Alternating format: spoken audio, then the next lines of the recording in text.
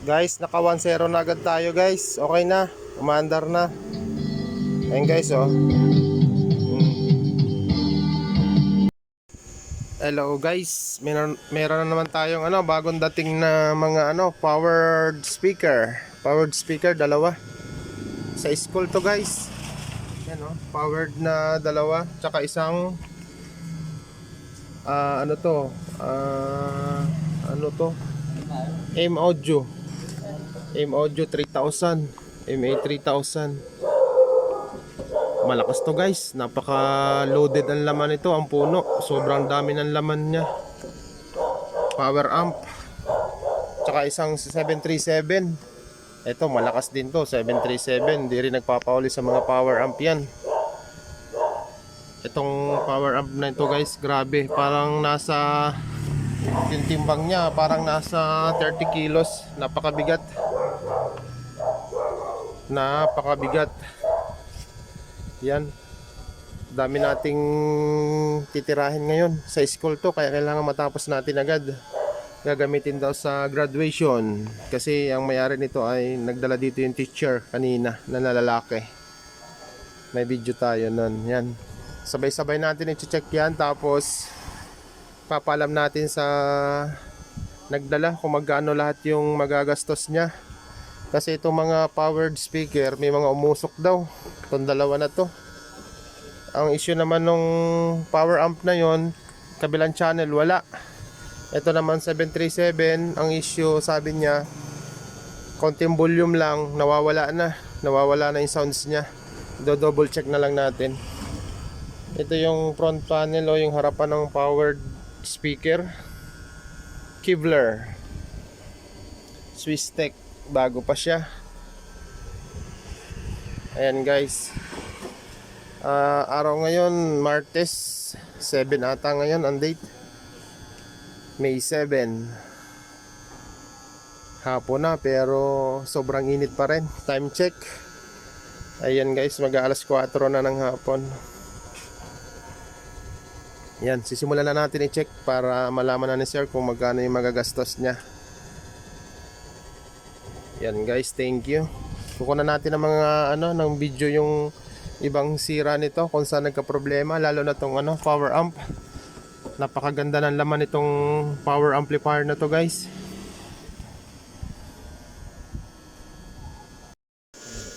Yan guys, so ang daming dala ngayon ni kuya, ni sir.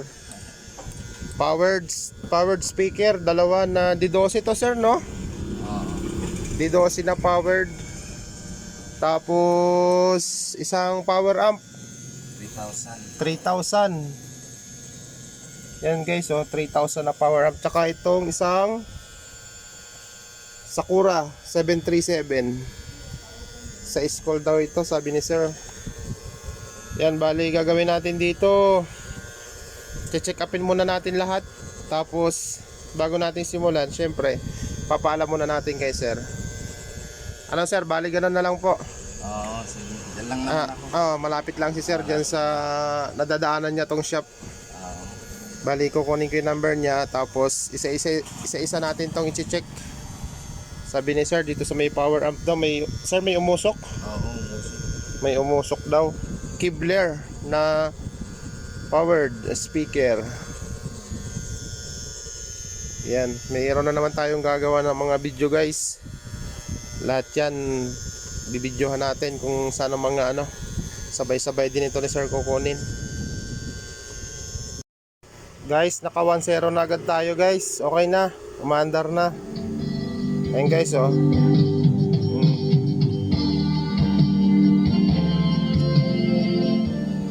Okay, nakaisa na agad tayo ng power amp. Yan, magkikabila, kondisyon na yan. Try natin patayin. Patayin natin. Ayan, namatay, pati relay. Antayin lang natin mamatay yung ilaw doon na kulay pula, kasi may pundo pa doon sa loob. 10 pairs kada channel ito guys. Itong output transistor na ito, kabilaan to, sa likod nito meron din. Tsaka ito din, sa likod din ito meron din na ganitong output transistor. Transformer pa lang nito, siguro nasa 15 kilos na. Transformer pa lang, isang piraso. Kaya pala sobrang bigat niya. Solid ang laman. Yan, buhayin natin. Yan. Pumitik na yung relay.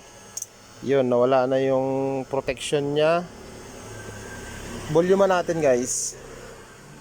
Yan o.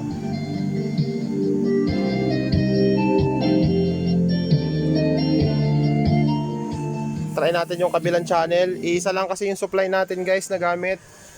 Iisa lang kasi yung audio input. Try natin sa kabila. Ngayon, yung indicator niya guys, tandaan nyo nandito oh. Yan, volume natin. Yan. Yan. Andito yung good niya, yung may bumabayo. Tapos ililipat natin dito sa kabila, sa kabilang channel naman. Isa kasi guys yung source natin eh. Hindi pa ako nakapaggawa ng input connector. Yan, isa lang yung gamit natin guys oh. Tapos yung speaker, lipat din natin. Lipat din natin para matest din natin yung kabila. Check natin left and right. Yan, pati ground lipat na natin kasi sa left and right natin yung tinetesting. Ganda nitong power amp na to guys. Ganda nito pang bass. Pang bass, medyo luma, may kalumaan na nga lang siya. May kalumaan na nga lang. Check natin kung okay na din. Yung ganitong power amp guys, kailangan pa nito ng ano, ng kahit ano, mixer. Para kasi kulang to sa ano, primary. Kailangan nito ng mixer para yung lakas niya talaga bigay na bigay. Yan, tingnan nga natin tugtog kung meron. Ayan, may nakatugtog, 4 na 1. Ito ang pihitin natin to, itong kabila. Kasi ito yung pinagana natin kanina eh. Ito naman, kabila. Try natin. Ayan. Ayan guys oh. Yung signal oh. Ayan. Meron tayong gwapong ano. Magkano ang kagawa ng ano? Kapitbahay na pogi. Plano. Ayan, nakaisa na tayo. Salamat sa panonood. Marami pa nating ini-next. Guys, tinesting natin yung ano, bagong gawa nating MA3000 na power amp. Grabe. Sobrang lakas niya. Sobrang lakas niya. Ang load natin 15 ano, di 15 na jackhammer, 12 watts yung niload natin sa kanya. Ito ginawa natin tong pang bass, pang sub. Grabe yung kalabog na binigay niya. Hindi ko lang siya mabidyo na nagkakalabog kasi nang tumutugtog, kasi yung pang-video natin cellphone, eh naka-bluetooth lang sa atin yung ano, naka-bluetooth sa atin yung sounds. Yan, ginamitan natin ng crossover kasi wala siyang ano, wala siyang built-in. Wala siyang built-in na crossover. Grabe, panalo, napakalakas.